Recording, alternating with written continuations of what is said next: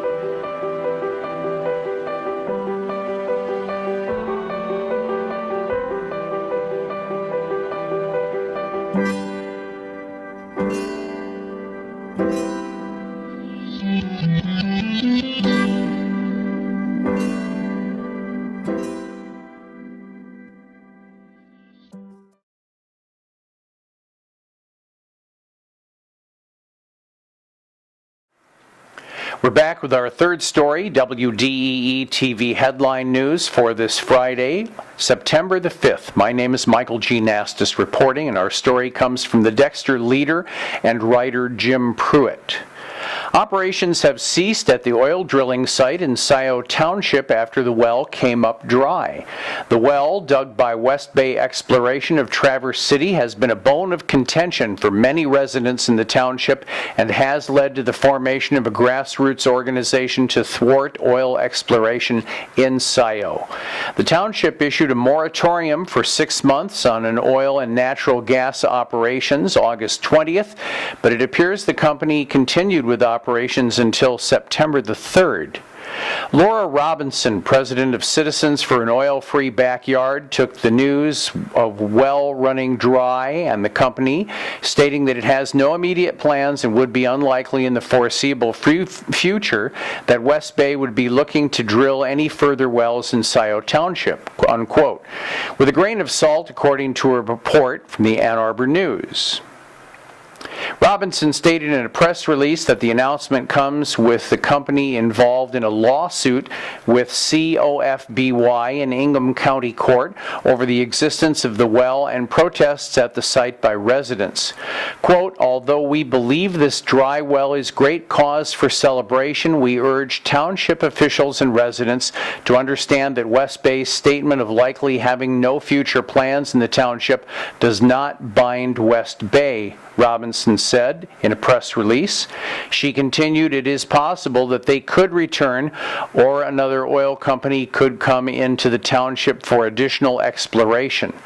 Robinson added that given the large amounts of money that West Bay has reportedly spent on leasing mineral rights in Scioto Township and that 5 permits for wells were applied for by different oil companies in recent days in neighboring Lodi Township and 3 in nearby Freedom Township, the organization remains concerned and wants to keep the spotlight shining on Scioto.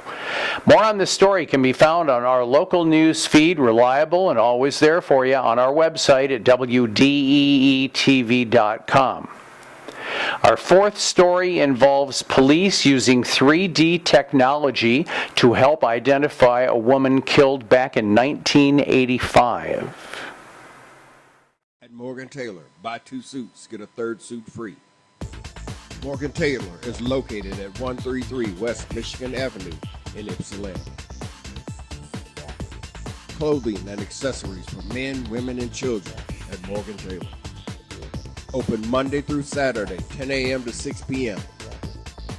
Call 734-221-0296.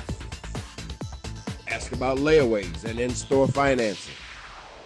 At Morgan Taylor, buy 2 suits, get a 3rd suit free. We're back with more WDEE-TV headline news coming to you from our studios in Ypsilanti, Michigan. And our fourth story today comes from the Ypsilanti Courier and writer Nicole Seguin. New technology is allowing the Washtenaw County Sheriff's Office to help identify an unknown homicide victim who was killed in 1985. In January of that year, WCSO deputies located the remains of a female homicide victim in Superior Township. The victim had been buried in a shallow grave near the Woolman Oval Apartments, which were abandoned in the 1970s. The apartments have since been razed. The body was examined by the Washtenaw County Medical Examiner's Office following her exhumation. She is believed to have been a black female between 15 and 20 years old and was approximately 5 feet tall and weighed 115 pounds. She was dressed for the cold weather and likely went missing sometime in 1984, according to police. Tips received at the time indicated the woman was from the Detroit area, but since she was never positively identified and that she was never verified, facial reconstruction of the woman's skull was performed at the University of Michigan in 1985, but did not lead to identifying the victim, according to police. But now, using technology which has become recently available, Michigan State Police officials have been able to create 3D images which represent how the victim may have appeared around the time of her death. Police are seeking the public's help to identify the woman.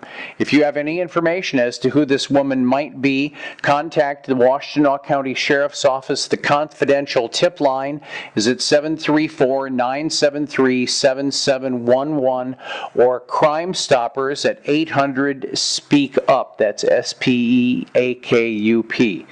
More on this story on our local news feeds link on our website at WDEE-TV.com. Coming up next, the 5th annual Pianos Round Town returning to Ypsilanti this year, and more music news for this weekend.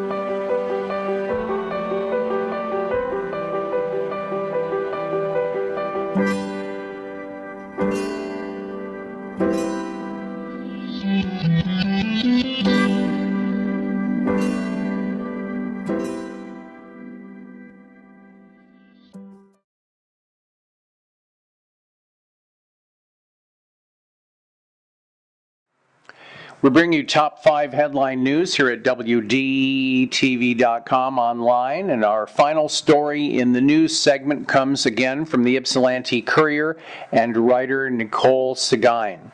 The 5th annual Pianos Round Town event is making its way back to Ypsilanti.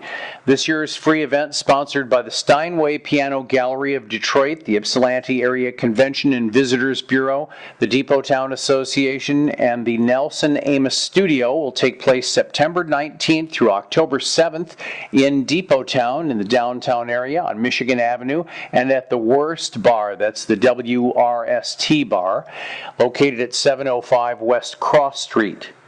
Pianos will be placed on the sidewalks at various locations and will be available for all day to play during business hours. For more information, visit the Pianos Round Town Facebook page, and more on this story can be found in our local news feeds link on our website, WDEE-TV.com. Coming up next, the WDEE-TV Music and Sports Report for this weekend. At Morgan Taylor, buy 2 suits, get a 3rd suit free. Morgan Taylor is located at 133 West Michigan Avenue in Ypsilanti. Clothing and accessories for men, women, and children at Morgan Taylor. Open Monday through Saturday, 10 a.m. to 6 p.m. Call 734-221-0296. Ask about layaways and in-store financing. At Morgan Taylor, buy 2 suits, get a 3rd suit free. We've got WDEE-TV sports and music news for this weekend. Coming to you from the WDEE-TV studios in Ypsilanti, Michigan, I'm Michael G. Nastos. Champions were crowned last Sunday at Mile and Dragway in the year-long McCormack Racing ET Bracket Challenge, with 2 repeat winners and 2 come-from-behind competitors taking home the number 1 spots, braving 2 rain delays.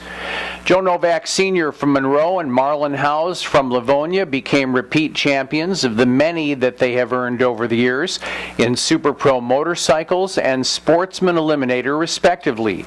Both were eliminated in early rounds during the day for points, although Howes bought back and won the day's race over Belleville's Louis Jeffrey in his Ford Mustang. Both had enough points to win their divisions. Newly licensed motorcycle driver Justin Hughes got his first ever Sunday Eliminator win. But the intrigue came in the Pro and Super Pro classes. Sam Manuele from Adrian, Michigan took his late 70s fastback Chevrolet Nova to the Pro title by winning the race after being in 4th place at the start of the day. Celine's Will Crawford was also down at number 3 in the points before making a hard charge with his rear-engine dragster, winning the year-long battle in dramatic fashion with a perfect reaction time in the semifinals, but losing losing in the final round to Wayne's Josh Cull and his S10 pickup truck, but Crawford got enough points to win the championship. In WDEE-TV headline music news, the big Jazz Fest in Detroit is now over, but the music still moves on non-stop. Tonight, WCBN-FM presents a triple header for modern rock with Monogamy, Radiator Hospital, and Failed Flowers, starting at 8 p.m. at Ann Arbor's The Third Dead Star. FUBAR kicks off regular happy hour Friday shows again at Live, and Kat Eggleston performs at the Greenwood Coffee House. Tonight and tomorrow night, it's the annual Brighton Smokin' Jazz and Barbecue Blues Festival, a great event near City Hall in downtown Mill Pond area. Things kick off this evening with a workshop at the Kobach Center downtown at 5:30 in tribute to the late Linwood Slim with Hank Mowry and Nick Moss. Performers starting at 6 include Jim Shaneberger, Kate Moss, C.J. Chenier and his Red Hot Louisiana Band, and Nick Moss. Saturday, the sounds also begin at 6 p.m. with the GFK Organ Trio led by Dan Grutska, followed by Thornetta Davis, Larry McRae, and Nikki Hill. Now, if you get there before 6 o'clock, the admission is free. Saturday night, in a heartfelt story, one close to me, it's a benefit concert for veteran guitarist Gary Quackenbush, known for his work with the legendary SRC, among others. Scott Morgan will MC and perform, as will many local vintage Motor City rock bands. It's at Club 54 in Sterling Heights. And that's WDEE-TV headline news for this Friday, September 5th, 2014. I'm Michael G. Nastos reporting. I hope you go out and enjoy the beauty of the world. Be safe, and we will see you next week. So long, everybody.